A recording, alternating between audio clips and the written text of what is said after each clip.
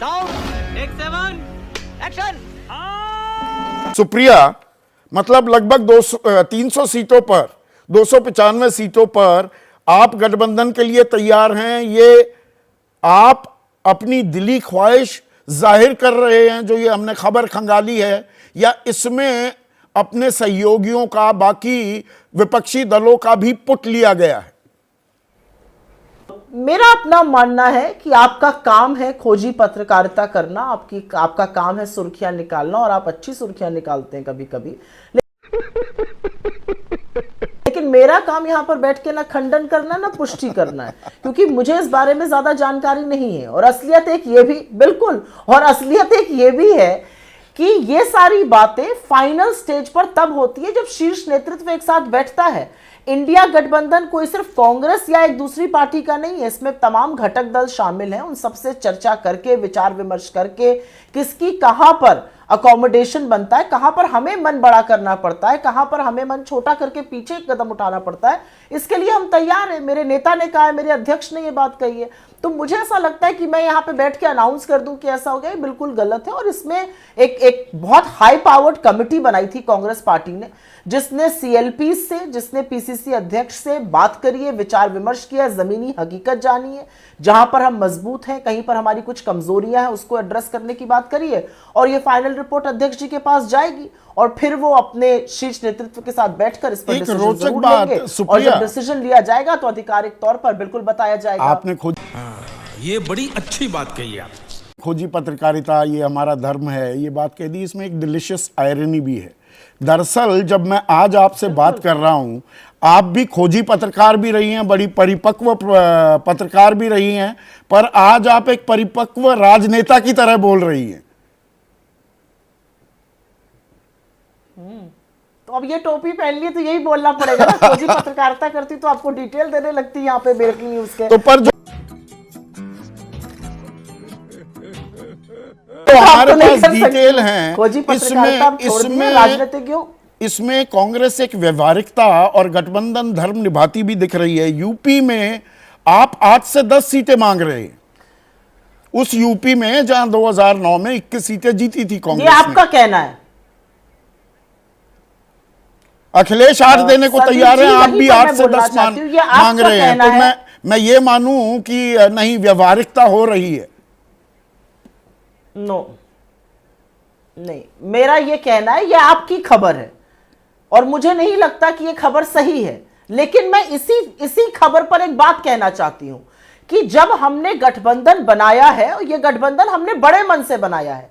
ये सच है कि सारी पार्टियां इंपॉर्टेंट है, हम किसी को छोटा बड़ा, छोटा घटक दल, रीजनल मान के नहीं चलते। हमें लगता है ये सब लोगों का प्रतिनिधित्व करते हैं। हम एक साथ मुद्दों को लेकर आए हैं, हम एक साथ एक परिपक्व राजनीति को लेकर आए हैं, हम एक साथ संविधान के लिए आए हैं। और ऐसे में कहीं पर अगर हमें मन छोटा करना पड़ेगा हम करेंगे, कहीं पर अगर हमें मुस्तैदी से हक मांगना पड़ेगा तो वो भी मांगेंगे। लेकिन तो मैं इस खबर का खंडन दरिया दिली दिखानी और होगी, इसलिए कर सकती हूं क्योंकि मेरी नॉलेज इससे डिफरेंट है।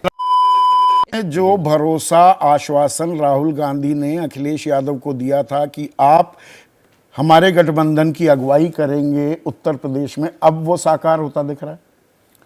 वो जानकारी तो गलत नहीं ना मेरी? नहीं, हम पार्टी के प्रवक्ता हैं। हम केवल उतनी बात कह सकते हैं जितना पार्टी हमें बताती है, जितना पार्टी हमें जानकारी देती है। आप बेहतर अच्छी तरह जानते हैं। जो कानाफूसी की और उसकी खबरें होती हैं नहीं, वो अखबार में कॉलम आते हैं कि उसके जो साप्ताहिक कॉलम आते हैं नहीं, तो उन पे तो अब क्या बोलना है। लेकिन इतना कह सकता हूं मैं बहुत ईमानदारी के साथ कि राहुल गांधी और अखिलेश यादव जी के बीच में एक अच्छी अंडरस्टैंडिंग है।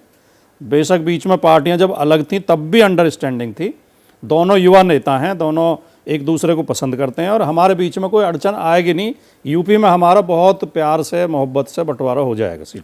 शाबाश बेटा, बहुत बढ़िया। पर महाराष्ट्र जहां पर आप मजबूत दिखे, सुप्रिया श्रीनेत, एबीपी न्यूज सी वोटर का सर्वे भी हमने 2024 का ओपिनियन पोल किया था कुछ दिन पहले, वहां महाविकास आघाड़ी एनडीए पर, बीजेपी पर भारी पड़ती दिख रही थी। पर यहां पर आप यूपी में मन छोटा करके भी तैयार हैं, लेकिन यहां पर आप ताल ठोक रहे हैं। उधर शिवसेना कह रही है हम तो 23 सीट लड़ेंगे, पिछली बार भी लड़े थे। यहां आप कह रहे हैं हम सबसे बड़ी पार्टी हैं, 18 सीटें लेंगे हम। मस्त जोक मारा रे, ये हंस रे हलकट हंस।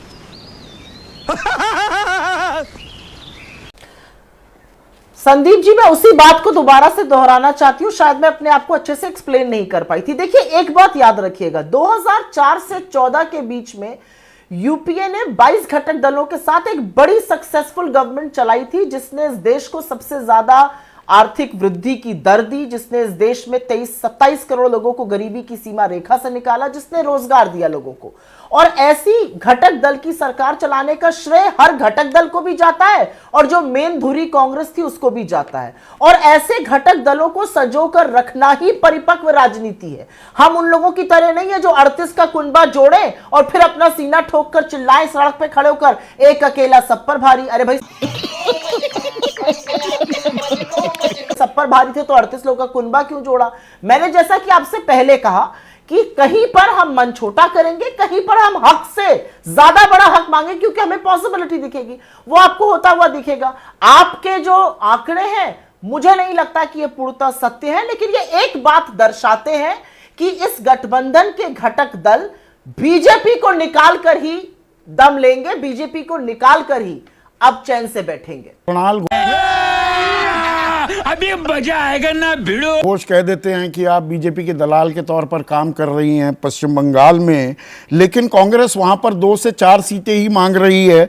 जो फॉर्मूला हमारे साथ है तृणमूल की, जी आप 42 में से 38-40 लड़ लीजिए, अन्य को 0 से 2 यानी कि सीपीएम वाम खेमे से कोई गठबंधन करना भी है तो एक आधी सीट दे देना, बाकी जरूरत नहीं। तू समझा? हाँ। नहीं, तू समझा नहीं। क्योंकि हम एक थान से कटे हुए कपड़ा नहीं है, ये सच है। घटक दलों में विविधताएं हैं, घटक दलों में मनभेद नहीं है, मतभेद बिल्कुल होना चाहिए, और वो मतभेद जो है वो लोकतंत्र का परिचायक है, इसमें कुछ गलत भी नहीं है। मेरा अपना मानना है कि जब तक बड़ा लक्ष्य, द बिग पिक्चर अगर हम सबकी साफ है तो इसमें कोई दिक्कत नहीं। और जो थोड़ा छोटे लोगों, एक प्रवक्ता का आपने किसी का नाम लिया जिन्होंने कुछ कह दिया, उससे कोई फर्क नहीं पड़ता। वो नए नए घटक दल की बात समझ रहे हैं, वो अपनी जबान पे काबू रखेंगे तो अच्छा रहेगा, नहीं तो उनका शीर्ष नेतृत्व उनको रिस्ट्रेन करेगा। आपस में जो बड़ा नेतृत्व है, जो शीर्ष नेतृत्व है, वो बात करके विचार विमर्श कर ही आगे बढ़ रहा है। मैं एक बात और यहां पर कहना चाहती हूं, और वो कहनी बात जरूरी है। घटक दल, कौन धुरी, क्या, ये सारी बातें अलग है। आज देश क्या देख रहा है? आज देश एक मनमाना कानून देख रहा है, जिसकी वजह से सारी ट्रकें जो है वो सड़कों पे खड़ी हुई हैं और सप्लाई चेन टूट रही है। आज देश भाजपा की आईटी सेल में बलात्कारी भरे हुए देख रहा है और उनको संरक्षण दिया गया 60 दिन तक। इनको निकाल फेंकना है, इन चीजों को खत्म करना है, मनमानी तुगलकी फरमानों से जो कानून बनते हैं वो खत्म करना है। इसलिए हम सब एक साथ आए हैं, और बिहार में होनी चाहिए, इसलिए हम एक साथ आए हैं बिहार कि हर में व्यक्ति को उसका हक मिले। गजब बेइज्जती है। बिहार में कांग्रेस 4 सीटों पर लड़ने को तैयार है, और बिहार के तरफ से सबसे पहले सीटों का फॉर्मूला जी हमने बना लिया है, ये ऐलान करते दिखाई दिए थे नीतीश कुमार, और ये क्या उसी तर्ज पर जाता दिख रहा है कि हाँ भाई 70 सीटें हमें दी थी, तेजस्वी ने लड़ने के लिए 19 ही जीत पाए, तो 4 सीट ठीक है। संदीप जी, कहीं पर ऐसा तो नहीं है कि इंडिया गठबंधन के बजाय आप ही सीट शेयर अनाउंसमेंट का जिम्मा लेकर बैठ गए? क्योंकि ऐसा है नहीं। खोजी पत्रकारिता अपनी जगह है, ब्रेकिंग न्यूज चलनी चाहिए, सुर्खियां बननी चाहिए, लोग देखेंगे, रोचक होकर रुचि से देखेंगे कि कहां क्या हो रहा है, लेकिन ये थोड़ा सा असलियत से परे है, इसलिए मैं आपके नंबर्स पर टिप्पणी नहीं करूंगी। मुझे लगता है ये काम जो बड़े नेता हैं हम लोगों के, जो शीर्ष नेतृत्व हर पार्टी का है, उस पर छोड़ देना चाहिए। हम लोगों को टिप्पणी करने के लिए भेजा जाता है, हम लोगों को मुद्दों पर बात करने के लिए भेजा जाता है, हम वो बात बिल्कुल करेंगे। लेकिन जैसा कि मैंने कहा, आज जो देश के हालात हैं, आज बलात्कारियों को संरक्षण मिले, ट्रकें खड़ी हो जाए, पेट्रोल डीजल अवेलेबल ना हो, महंगे दामों पर अवेलेबल हो, बेरोजगारों को लाठी डंडों से पीटा जाए, ये खत्म होना है। और इसमें हम सब बिल्कुल एक तो उसी में तो ये सीटों का बंटवारा अहम हो। इस सज्जन को क्या तकलीफ है भाई? क्या तकलीफ है इनको? अभी भी न्यूट्रल में लगी है या फॉरवर्ड मूवमेंट दिखा रही है? एक तो सबसे पहले संदीप, ये जो तुम्हारा आकलन है, इसको मैं नाम देना चाहता हूँ, इसको आप वर्किंग पेपर भी ना बोले, ये एक नॉन पेपर है, जो कि अंततः अगर आपकी इंफॉर्मेशन सही है, वर्किंग के पेपर बनकर टॉप लीडरशिप के सामने रखा जाएगा। अभी तक जो आपने आंकड़े दिए हैं वो रियलिस्टिक आंकड़े हैं। मैं इस बात में नहीं जानना चाहता कि माजी में क्या हुआ था या मुस्तकबिल में क्या होगा। ना माजी में जो हुआ था वो पुलवामा के टाइम हुआ था, कितने हार गए कितने जीते, इन सब बातों में हमको जाना नहीं चाहिए, क्योंकि यहाँ पर हर कोई अपने अपने हिसाब से आपको अपना अपना विश्लेषण देगा जो राजनीतिक दलों में है। ये बड़ी अच्छी बात कही आप। खत्म, bye bye, tata, goodbye, गया।